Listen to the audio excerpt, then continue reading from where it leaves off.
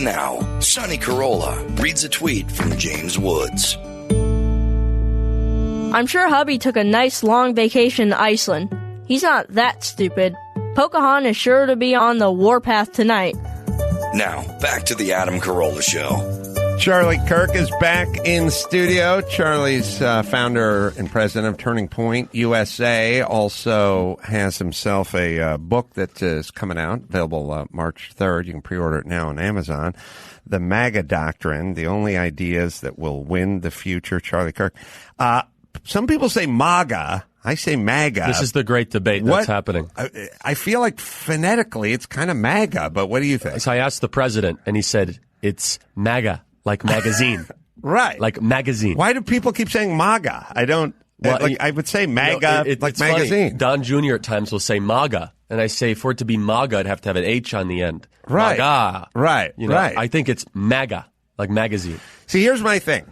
I'm a bad reader, and I have no real education. So I go, oh, he's wearing a MAGA hat. And then I hear people in the news going, some kids wearing a MAGA hat were attacked in front of a Starbucks. And I go, MAGA? And then I assume I'm mispronouncing. Well, no, I always get it confused with Krav Maga. Krav Maga. Right. See, now that's the other way to pronounce it. So your story is you began this movement on college campuses when you were a young man, but I don't know all the official particulars. So let's get to know Charlie Kirk a little bit. 26, very young.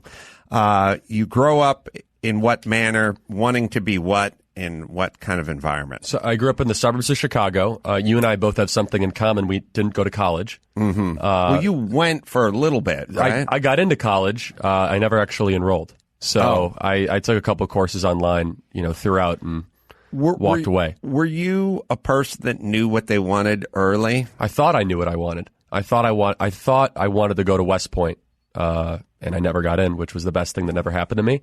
And then I was kind of a senior in high school, uncertain of what was next.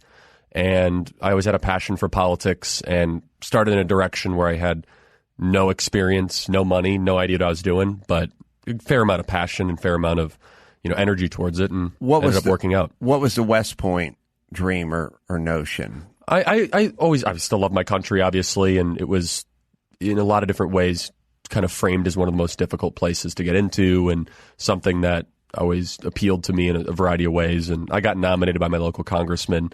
Didn't get in. That rejection, if you will, ended up driving me to kind of take a atypical path. And I mean, you talk about this quite often, but I highly encourage people to take a gap year before entering college. And my taking a gap year ended up being 8 gap years and one of the best decisions I ever made. Well, I'm smiling because, a few days ago, Huey Lewis of Huey Lewis and the News was sitting where you're sitting, and he was explaining about taking a gap year to go to Europe and play the harmonica. Mm-hmm. So 2 very different uses of a gap year. I'll say. But same destination, which is landed on doing what you wanted to do. Now, this is kind of my reoccurring point with people, which is Charlie Kirk and Huey Lewis couldn't be further apart in terms of what they do for a profession, but they still both benefited from the same process, which is take some time, look around, figure out what you want to do. Don't just blindly go. I think people go through life like they're at Disneyland. They get off the Matterhorn, they start running for Space Mountain. That's well put. I never thought of it that way, but I'm picturing that. You're thinking about Space Mountain while you're on the Matterhorn, and as soon as you jump out of the Matterhorn, you're like, start running. Yeah, and what I love about a gap year, especially for young men in particular, is you get the crap beat out of you really early. And I mean, the gap year playing the harmonica in Europe, maybe. I'm sure there was different chapters of adversity. He had to work. He had to dance for his meals, Eat at some point. But what college does today is it actually insulates you from maturity. You're less likely to interface with chapters in life that will essentially make you a better person. In fact, it prolongs that. If you go to college campuses today, they have lazy rivers, unlimited buffets, and it's anything but reality. And I would make the argument we have way too many people going to college in America. Way too many people. I took a gap decade. I took a 12-year gap year. I literally left high school. I turned 18 May 27th, and I left high school, June 6th. I basically turned 18, left high school, took 12 years of floating around doing construction and open mics and whatever I could do. And then when I was 30, I met Jimmy Kimmel and got to work, essentially. But I understand that period, that open period of having to work and having to navigate. You can't piss off your foreman when you're 19. Correct. You have to figure out a way to make that guy like you. And that guy was a guy who was a Vietnam vet who was strung out on pain meds. So you really had to work hard to make that guy like you. But you do have to learn how to navigate and negotiate versus check into a dorm and start eating. Well, not only that, I visit campuses and I ask 18 or 19, 20-year-old kids that are very far in debt because they've been told they have to go to college, what do you want to do with your degree? And the answer is, I'll figure that out once I graduate. And I say, would you ever want to be a carpenter or a plumber or electrician or get in the trades? And they almost scoff at that as if it's beneath them. Right. And I think this is a serious problem in our country, that we divide the country into two, where there's the college educated and non-college educated. And you watch the news, that's how they do the polling. Oh, the president's approval rating amongst college educated people is this, and non-college educated people is that. What they're really saying is, here's what the smart people think and here's what the dumb people think. Right. And I don't subscribe to that at all. In fact, I think some of the wisest, most accomplished people are people that didn't go to four-year university. Well, also, we're throwing sort of the baby out with the bathwater. They go, you want to go to college or do you want to work at some factory? We're going to be you're going to be replaced by a robot. And it's like, no, you can be a journeyman electrician, plumber, carpenter. We're always going to need the guys who really have the craft. The guys I know who are good carpenters and who are good fabricators, who really know their way around MIG and TIG welding and things like that. Always in demand, always working, and making a high hourly rate. Or not only that, but people that work in body shops. I mean, those jobs are not going away anytime soon. And those jobs have dignity. And many people in the ruling class and the media and the academic elite, they scoff at that as if it doesn't take any intelligence. I mean, I'm not, I don't go out of my way to attack Mike Bloomberg, but it's disgusting what he said about farmers the other day, as if it's just some simple mundane task of filling in a ditch and, digging a ditch and filling it in again. I'm paraphrasing, of course, but he went out of his way to attack the whole entire farming industry. At least a clip recently came out against it.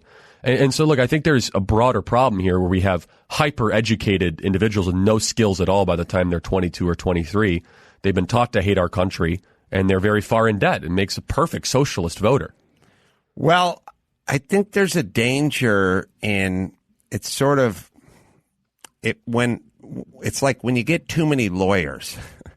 Everybody can talk their way around everything, but no one's actually lacing up their boots and going to work.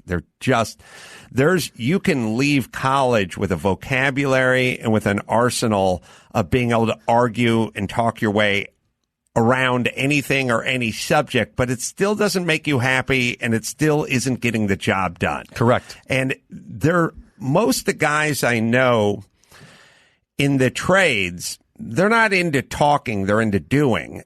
And then there's a lot of people I know that are out of the trades and they just want to break down the game film and never stop talking. And even in lieu of things getting done, like you'll just hear them talking about problems, the same problem, the environment or whatever. And it just keeps going and going and going. And no one is actually building anything or doing anything. We live in Los Angeles. It rains. All the hobo shit flows into the bay. And all we do is talk about the bay and environments. But nobody wants to build a waste management system. And so you have hundreds of thousands of bureaucrats in the LA area that all went to the same colleges that prognosticate about these problems and don't do anything. You know what most people in the trades do? They literally fix problems for a living. That's actually what they're hired to do. My washing machine broke down, or a pipe burst, or my window broke. That's what they do. They fix issues that that the bureaucrats that are supposed to be fixing problems have absolutely no skill set actually to be able to fix whatsoever. And I do make the argument in this book, though, that over the last 50 years, I think culturally, both political parties just turned a complete blind eye against the working class in this country. And I think the president, in a way that actually has mystified a lot of people, was the blue-collar billionaire. The guy that has walked job sites for the last 40 or 50 years was able to resonate a lot more with carpenters and plumbers and welders and union workers, more so than almost any other candidate in modern political history. Well, think about just the notion problem solving.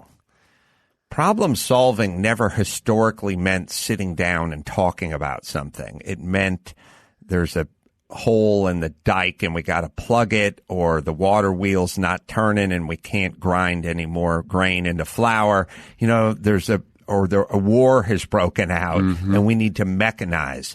You know, problem solving meant going and doing something. It meant thinking about it, having a discussion, and then going and doing something about it. And I feel like problem solving, the blue collar version of it, is physically rolling up your sleeves and going toward the problem. This discussion where we break off in discussion groups and endlessly talk something into the ground, you physically never solve the problem because no one ever leaves the building. That's correct. And they hide behind their isms and their ideologies and their theory.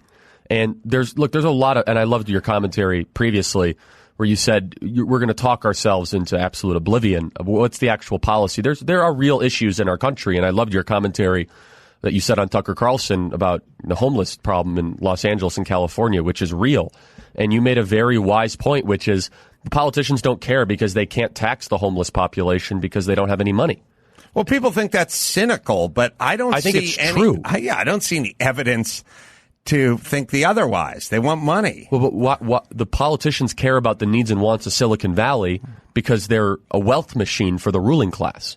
They don't care about the 4,000 homeless vets in Los Angeles because they're not going to be donating their political campaign anytime soon. Well, what I've learned about politicians on both sides of the aisle, for the most part, is they don't care about anything specifically. They're there to get reelected. That's correct. And they're there to follow the path that gets them reelected. So if you go, well, wait a minute, politician, when you were 61, you were against gay marriage, and now you're 67 and you're all in on gay marriage. What happened in those 6 years in your 60s? Well, what happened is they've now when they said they were against gay marriage, they'd get less votes and the society was against. Now society has evolved or turned or whatever we're calling it, and now they're going to get more votes. So they haven't evolved on the issue. They're getting more votes on the issue. And that's what I assume they're going to do with everything. Silicon Valley pays a lot of money. Homeless people doesn't pay anything. It's that simple. So they're just going, it's like my dog is neither good nor bad. If I take my dog for a walk and I have a handful of treats, then my dog does what I want him to do. If I don't have the treats, then he ignores me. The homeless are a walk with your dog with no treats. And politicians just go, there's no treats. There's nothing in it. There's no snacks. There's no Scooby snacks for me at the homeless. There's nothing. Now, Silicon Valley has treats. Totally. So I'm down with that. They have campaign contributions. I want people to imagine for a second if 4,000 Google employees' homes all of a sudden disappeared. Do you think politicians would do something about that? Of course. Do you think, it goes without saying. I'm just reinforcing the point that you made on Tucker, which was very important, which is if the ruling class even has a small smidgen of adjustment of their lifestyle at all, the entire political class will do whatever they possibly can to address or adjust that problem. They don't care about homelessness unless it's in their communities in Palo Alto. And it wouldn't be, because that's what they do, is they'll push it to the outskirts and out of sight, out of mind. And you've seen in San Francisco and Los Angeles in particular, a rapid increase in something that should be addressed by every single citizen of the general area of California or in LA or San Francisco. Well, also, there's going to be a rapid increase in everything you don't want if your approach to the problem is move the goalpost. If your approach to crime is, well, there's too many felonies going on. All right, well, it's $500. Anything over 500 is a felony. Okay, we'll make it 1,000. That doesn't cut down on crime, and it doesn't. It balances your books, but it doesn't cut down on this behavior that you'd like to stop. And I say it all the time. If you go, well, there are too many young black and brown kids being suspended at schools. Okay, no more suspending black and brown kids. Good, problem solved. That's not problem solved. That's you balancing your book. Precisely. That's right. And I mean, and it will create more of what you don't want. In San Francisco in particular, I was there a year and a half ago. I spoke at the University of California, Berkeley, and we rented a Chevy Suburban, and we parked it right outside, right near the Transamerica building. Come back 45 minutes later, every window smashed, all of our luggage stolen. We go to the police, and they say, well, what was the value of the luggage, not knowing about any of these new rules or regulations, and the number that we aggregated about all of our goods and services was below the threshold. Right. And basically, like, well, that's kind of a misdemeanor, and the likelihood of us finding your stuff again it's just not going to happen. I do like that as far as cops go, part of their job is dealing with buckets of water being thrown onto them and then explaining to taxpayers, you're never going to see your laptop computer again. Like, did you think that was part of a cop's job? No, I think it's part of their training now. Now, part of their training is, yeah.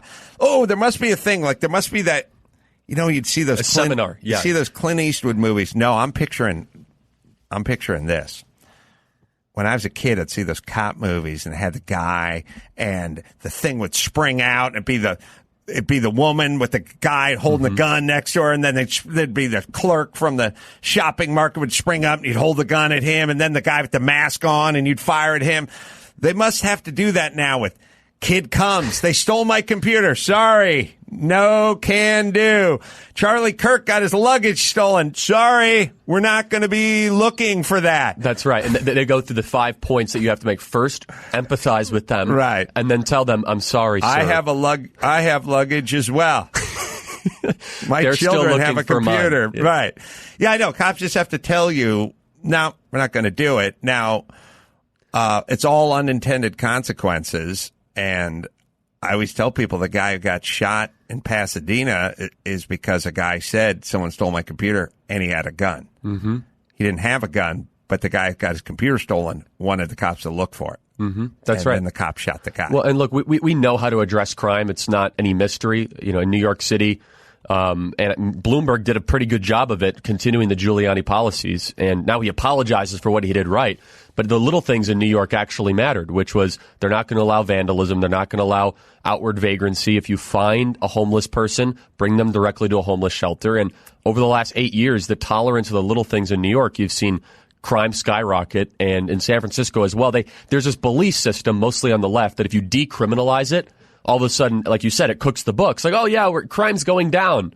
Well, hold on a second. You've adjusted what crime actually is. When someone gets mugged and they only get mugged for $499, that's still a mugging. It doesn't matter if it hits your arbitrary threshold that you've designed. Yeah, it's like you're a team and your team is failing and you go, well, how many first downs did you guys average each game? And you go, we only averaged 3 first downs in 4 quarters. And I go, well, how far is first down? 10 yards. Oh, make it 4 yards. That's right. And then we'll get a bunch of first downs. And it's like, okay, but you're still not moving the ball. Precisely. You just changed the definition of a first down. And that's what's been happening by a lot of the central planners in these cities. And it's a tragedy.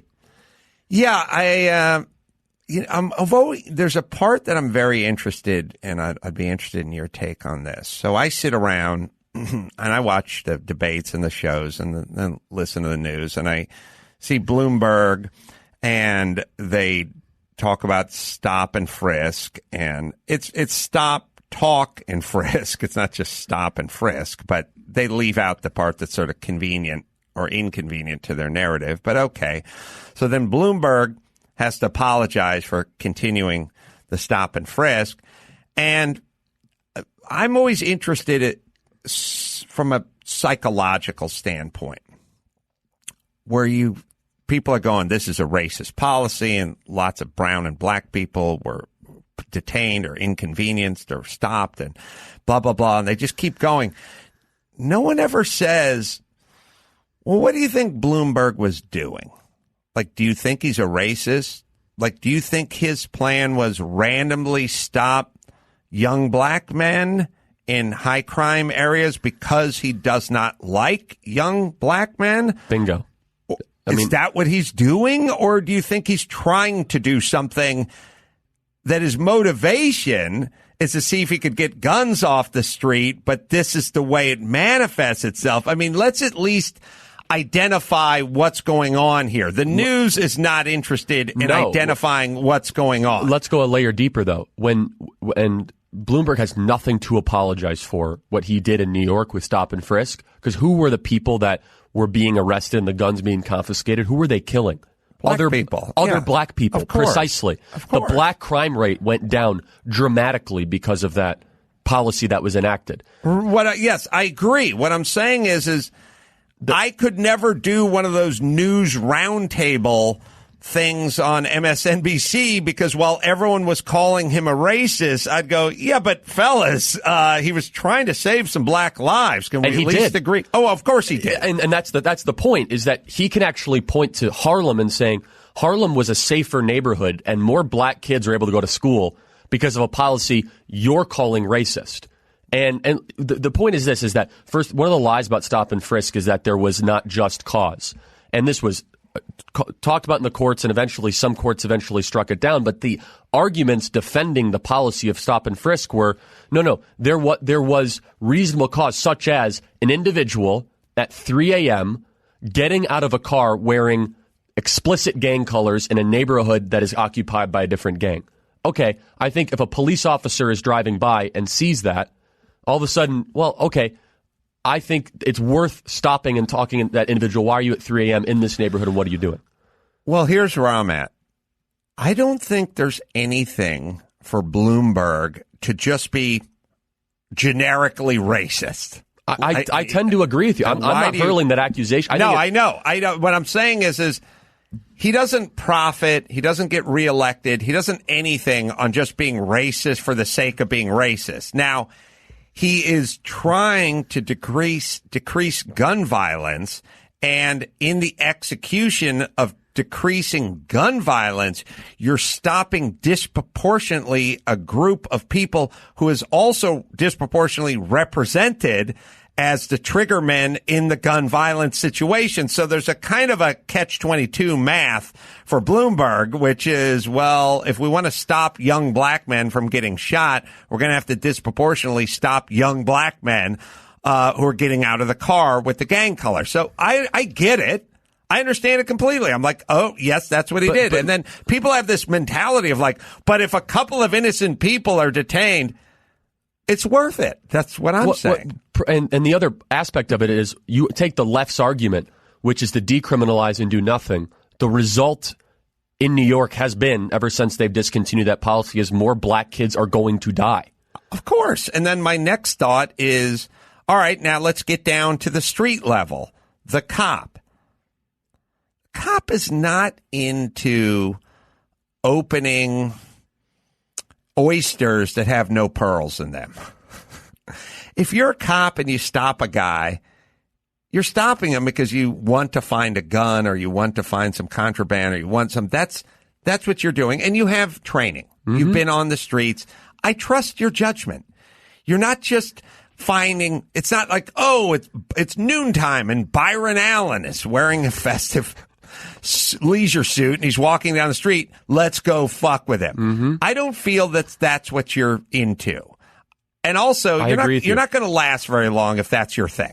I believe the cops are using their training, looking for people that they think have a high likelihood of having a firearm or weapon, and they're doing what they're trained to do. And I believe Bloomberg is carrying on a policy that was effective in terms of saving black lives. And look, at 2 points on that. Number one, some of these cities, like in Philadelphia in particular, where policies like this were effective, they were majority minority police forces. So you had black cops doing this. Of course. And that were supportive of it. Well, now you get to some weird no man's land where it's like, oh, so Adam Carolla and Charlie Kirk are racist? It's like, well, I would argue it's the opposite of racist. Actually, it saved young black people. Actually, it's the exact opposite. We're the ones that are arguing for safer communities in Harlem and in the Bronx and in these neighborhoods in New York City. Yes, but here's the irony of it. You have white liberals, though, that are the ones that are trying to discontinue these policies. And they would never step foot in these neighborhoods at all in the first place. They wouldn't.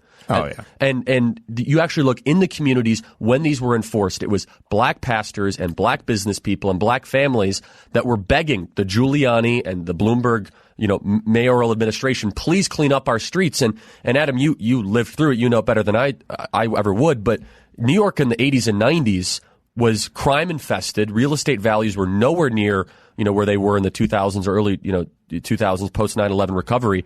There was a real turnaround in New York City as soon as they started to clean up the crime. I've been there. I completely understand, and you're 100% right. And the bigger question is the Bloombergs of the world.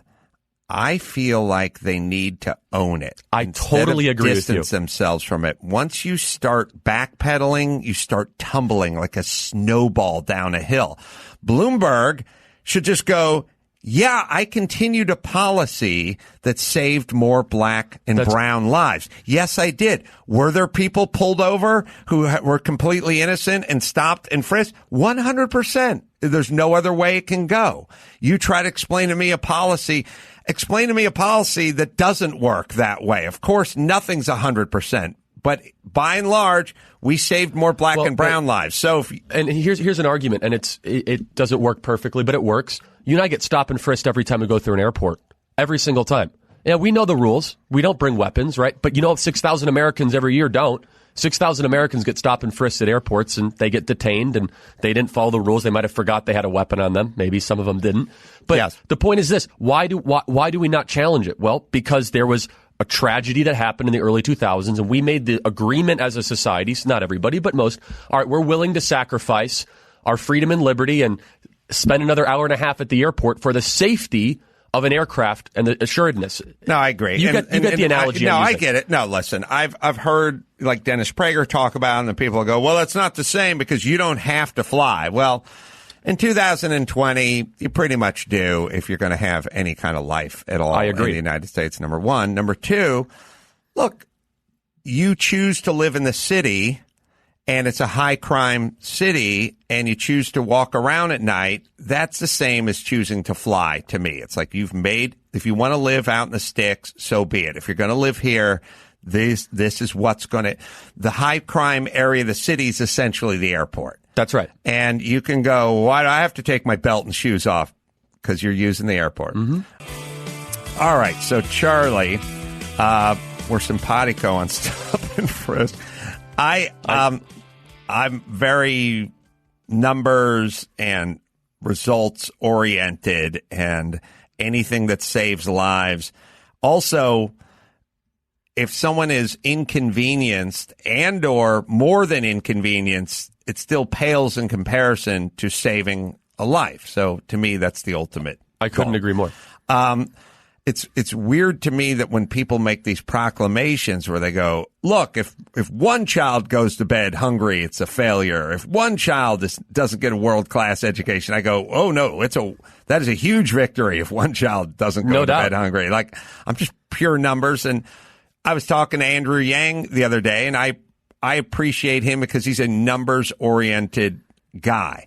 So for you, going back to the gap year, you don't make it into West Point. Mm-hmm. You get the gap year. Is it self-imposed, the gap year? Somewhat. Yes. It was more my parents said, well, what you going to do now? And I kind of had to make the decision whether or not I was going to go borrow $40,000 or $50,000 to go to, at that time, Baylor University in Texas or not. And I just said, I'm not ready to do that right now. Mm-hmm. And I was pretty burned by not getting to West Point where I wanted to go. And the gap year, if you will, was just more about getting financially stable or a little bit more certain, maybe getting some credits out of the way. And so in that summer, I decided to do what I was passionate about, which at the time was politics during a election year in the summer of 2012.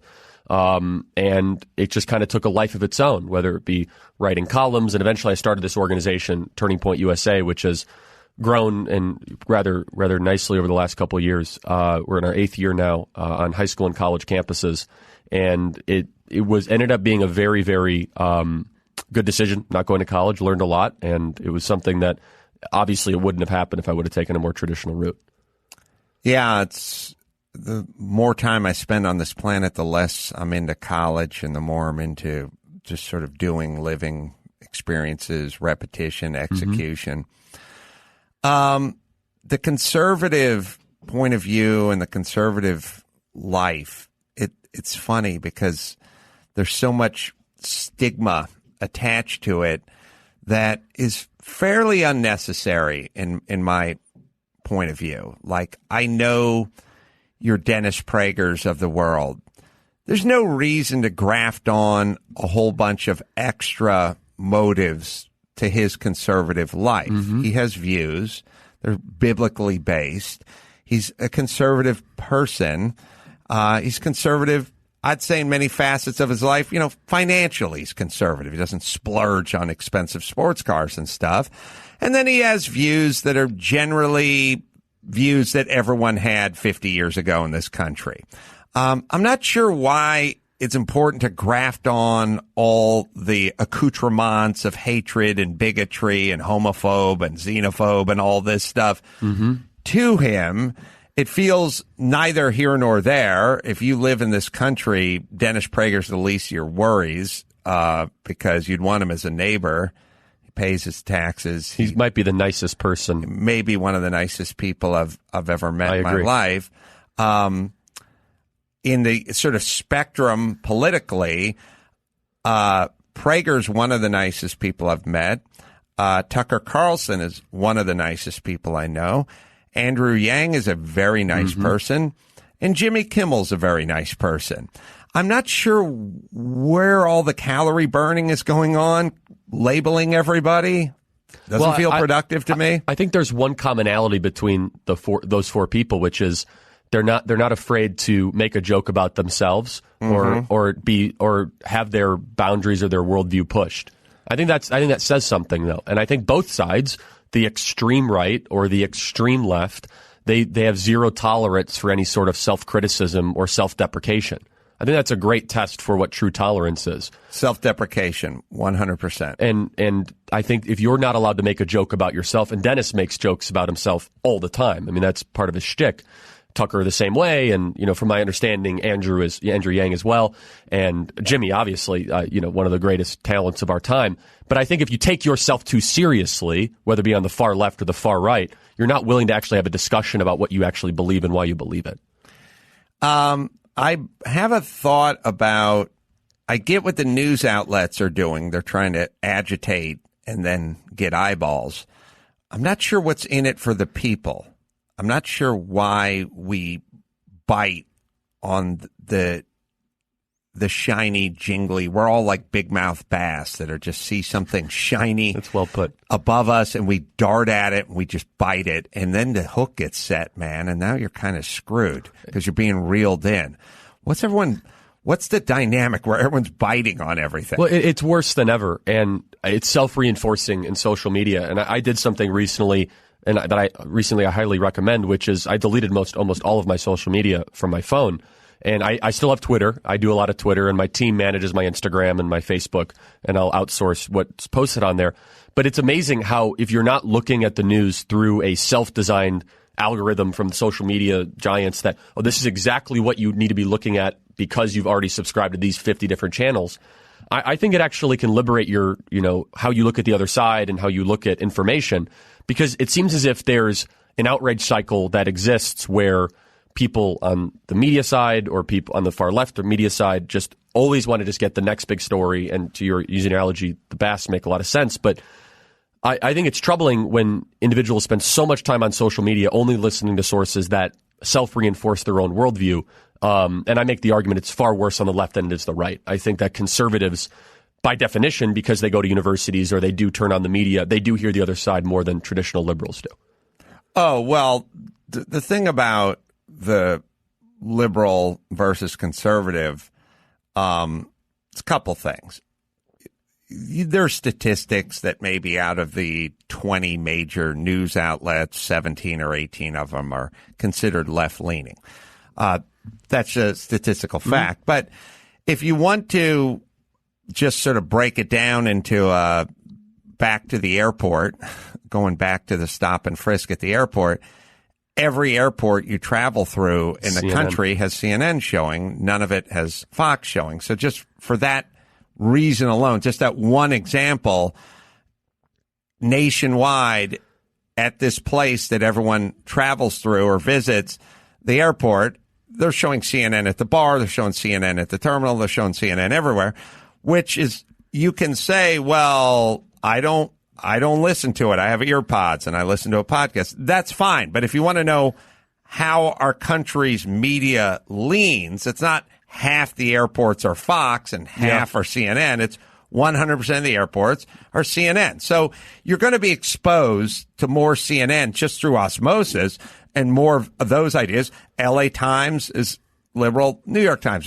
You will get more information and that side of the story than you will listen versus percentage of country that listens to Ben Shapiro. Right. And even worse than that, the CNN has a contract with the FAA. That's why they're in every airport. Mm-hmm. So they have an exclusive news distribution contract with the FAA, which if you really wanted to be fair about it, it should be half Fox, half CNN. But and I think it does do some damage because people look at them as then, and think of who flies. Typically, who's flying are the opinion shapers and the people in upper middle class income brackets. Here's my challenge to everybody: when somebody says,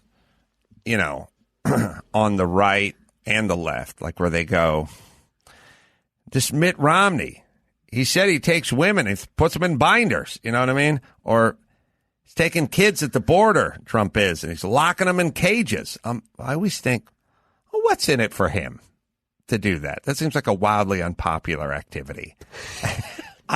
Just like I feel with Bloomberg. So Bloomberg is just willy-nilly discriminating against black people. What's in it for him? Mm-hmm. Or Trump's throwing people in cages. Or the left version of, they want abortion. They just want to kill kids or abort whenever they want. Kill young fetuses, whatever it is. I always look at it through the lens of sort of what's in it for them. Mm-hmm. And why I won't buy into so-and-so just wants to take young people of color and incarcerate them because they're evil or because or they're locking up kids at the border. Now, the byproduct of this thing could be more people of color locked up, and it could also be more kids in cages at the border. Mm-hmm. But I still don't call that person evil because they're attempting to solve a problem. I could sum it up, and I'm going to generalize, but as Dennis Prager usually says, generalization is how we make sense of try to find trends in the world, which is typically conservatives, people like myself on the right, will say that the left is wrong, and typically the left will say that the right is bad. Right. And there's exceptions to that. There always are exceptions. Sure. But typically, the accusation towards the president is not, his policies are failing America or what he's doing is not helping the country. More times than not, it's, no. He gets some sort of weird masochistic pleasure from seeing, Honduran kids in cages. And that's not at all true. My feeling is Bloomberg or Trump, don't you think some of this would have reared its head by now? Well, if they're just a masochist who like to see people locked in cages, wouldn't we hear some stories of when Trump was in his 50s and after he was divorced from his second wife, he used to pay a mistress to lock him in a cage, and then she would speak Spanish to him and he would beat off. Wouldn't there be some more of that in their past? These are 70-plus-year-old gentlemen. Well, or the other accusation against the president is that he just can't wait to see our rivers and lakes polluted. That's going to be his celebration president. He's going to throw it. That's kind of my point. My point is you can say he supports coal and gas, and you can say that then translates into pollution in the rivers. But you're not allowed to leapfrog supporting coal and gas and going, he hates rivers. My thing is there are plenty of instances of politicians going, I like coal, I like gas, or there are plenty of people, when I was growing up, DDT eradicated mosquitoes. DDT also, pesticide, also softened the shell, I think, of eggs or waterfowl or something, and there were a lot of birds that died from DDT. So a lot of people that were on the left said, hey, farmers, stop using that DDT. So they stopped using that DDT, and then there was a proliferation of mosquitoes, and then a lot of black people died of malaria from the mosquitoes. But I don't accuse the people who were for birds and against DDT. I didn't leapfrog birds and go, you hate black people. I understand the context of it. And what you're talking about is one of the great crises, if you will, in American politics, which is getting to the intentions before getting to the policy. And some people, very few people, have really bad intentions in politics. But generally, and I would make the argument even for the benefit of most people that are Democrats out there, I think they want some form of a restored country. And they want their way of getting there is different. Some of them do want a different type of America, and Senator Sanders has said that, and I'll have that disagreement philosophically. He truly does want a country without billionaires. He says they should not exist. I actually think billionaires' lives matter, and billionaires should exist. I actually think you don't get become a billionaire by pillaging or plundering or stealing goods and services. With that example aside, though, and I think you've hit it quite accurately, is people are shouting past each other because you have one side. I'm the recipient of a lot of these accusations. The worst things you could possibly call somebody is the starting block. Like, oh, right. You want to be tough on crime. You must be a racist. You must be all these horrible things. Well, no, actually, my intentions might actually be quite good. I actually might want to see safer streets and kids not get shot when they go to school. Think about in today's America, like, I got a 13-year-old boy. If I said to him, son, you get out there and you be a racist every chance you get, I don't think he'd lead a very good life in this country. I don't think he'd find gainful employment. Of course not. He may have difficulty getting laid. There is nothing in it for him to be a racist. And there's really nothing in it for Bloomberg on the left or anyone on the right. There's really nothing in it for you. Of course not. You have to make decisions, and those decisions may affect some races, but there's nothing in it for you. So it's weird to me when intelligent people ascribe that. Well, there's a reason they do it, though. It has such shock value for good reason, because it's probably one of the worst things you can call a human being, and it silences all afterwards. And again, my argument's right back at them. Like, why would I want to engage in the worst thing as a human being you could be labeled in? Why would I put that out there? Why would I even get close to the edge of any discussion where I could be labeled that? How would that help my family? How would that help my productivity? How would that help my business? Well, and what it does is it stifles any sort of policy in the other direction. So, for example, you want to know some tragic truth, probably? Stop and frisk will never come back to New York City, probably. Right. And that's too bad, because it saved black lives and it saved lives of all New Yorkers. But now that it's been labeled what it has been labeled, and you have Bloomberg backing away from it like a coward and not admitting that it actually made New York streets safer, New York is going to be now perpetually more dangerous because they lead. And you make a good point. What was Bloomberg's motivation? Do you think he was just Machiavellian strategy session with a KKK hood on in the middle of it? Of course, I mean, I don't think that for the slightest reason. Not at all. I mean, Bloomberg had Giuliani. Giuliani instigates it. I don't know if I think Giuliani put together, I don't know, Max Petty, you could put this together. I'm from SoCal. And I'm not smart, so between those two things, I don't exactly know all the timelines of New York. But, in terms of Bloomberg being a racist, New York is dicey and weird and coming undone, and people are getting raped in Central Park, and Times Square is a disaster. Hotel Commodore used to be, Prostitute Central, all of it. Yeah. So what years was Bloomberg, and what year did Giuliani take office, and then when did Bloomberg take office? So that's a pretty easy. If I were to guess, I think Giuliani took office 98 or 2000, a couple years before 9/11, but get it, obviously. I think fact-checked. Yeah, okay. And then when did Bloomberg take it?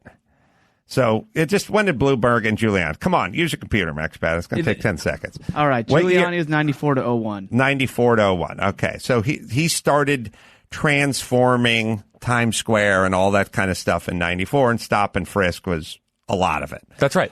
And then Bloomberg came in after 01, right, Max Spada? Yes. Yes. And then he sat there and he went, whoa, I saw what the crime rate was, and I saw what Central Park was, and I saw what Times Square was, and now I see what it is in That's 01. right. So he went, this was an effective policy, and I'm going to keep it going. Precisely. And not, I'm a racist, and just I'm the going to numbers, keep it going. I could be off by a couple percentage points, but there were about 700 murders a year in New York City when Giuliani first took over. When Bloomberg took over, it was right around 380 and got it down to eventually about 100. That's very, very low for the largest city in the country. It just is. Right. So let me explain what I'm looking for out of Charlie Kirk or Andrew Yang or whomever. Intellectual honesty. You're sitting here vehemently defending a Democrat who will be running against Donald Trump. We'll see if he's the nominee. Or yeah. possibly running against Donald Trump on a policy. You're not whole cloth sweeping him out with the bathwater because he's on the other side of the aisle. You're defending a policy of his that worked. Now, I'm sure there are many other policies that you wouldn't defend. That's correct. Yes. But you're being intellectually honest. It doesn't mean you're being right or wrong. It just means you're being intellectually honest. You're defending this policy of somebody who's a Democrat and on the left because the policy, not the person per se, but the policy was effective. Thank you. Yeah, and I would expect the left to do the same if they found a policy that was effective for the country or for a community. What I will attack is, and I mentioned this, is Bloomberg's cowardice for not owning up for the fact he actually made the city better. I agree, but it's strange times we're living in. So we get those. How long? And then Bloomberg went from 01 to 13. Because remember the term limit thing. We can get into that in a second. So, Charlie, for you, it's probably a fruitful life, but also difficult because you're probably called all kinds of names and accused of all kinds of things as well, which, again, is uncomfortable, but I get it. I guess you built up a pretty thick skin over the years, and maybe you're born that way. I don't know. Yeah, and if you're in this world as a conservative, it just is the price of admission. You just get used to it. I do think if you're in this world and choose to, and I agree, and then would add on that if you're in this world and just choose to engage in conversations, debates, even if they're non-political of nature, you're just in now. That's right. And it's weird because sticks and stones may break my bones, but names will never hurt me is what I grew up with. Now more people are engaged in more names, and more names are hurting more people. That's right. Folks, we're gonna have to build up a little resiliency to different opinions. And look, and Adam, you talk about this quite a lot. And the movie you did with Dennis, No Safe Spaces, was excellent. And my favorite part of the whole film is it's the complete death of comedy in our country. And again, it goes back to this whole idea that you can't make fun of yourself, you can't make fun of other people. And comedy is a very important release for a society. It always has been. And the death of comedy is a very dangerous thing. I mean, at some point, society has to have a way to be able to release anxiety or to be able to make sense of a complicated world. When you have things you're not allowed to make fun of. And I grew up watching Seinfeld. I had TiVo, and so I was able to watch 60% more TV because I could fast forward through commercials. Sure. But Seinfeld would not be allowed on television today. It just wouldn't. I could name 5 Seinfeld episodes that would be protested in Central Park and through Times Square by all these social justice woke activists. Well, if it was aired today. Circling back to something you brought up earlier, which is self-deprecation and a sense of humor about yourself. It is something that everyone should be working on, like you're working on looking good in swim trunks around the summertime. You need to burn some calories on that. Now, it sounds weird, but taking yourself seriously is what leads to all this stuff. Being able to take a little shit and keep walking, that is the cure for all this stuff. And I do think the reason the Tucker Carlsons, who probably hear horrible things about them and their family constantly, are able to just keep on keeping on is because they do have a sense of humor about themselves. Yes. And Jimmy has a sense of humor about himself. And you have to have a sense of humor about yourself. Otherwise, the opposite of that is being super self-important and self-serious and then engaging in every Twitter that disagrees with you. Totally. Or then you want to silence any sort of opposition. So if you take yourself so seriously that you're above any sort of any sort of cross-examination or comedy or mockery, well then, oh my goodness, I'm a protected class. Let's ban that person from Twitter. Let's delist their YouTube video. I mean, and you've seen this in different examples where the social media companies intercede when anyone, dare make a joke or go against somebody. And I always err on the side of more speech is better.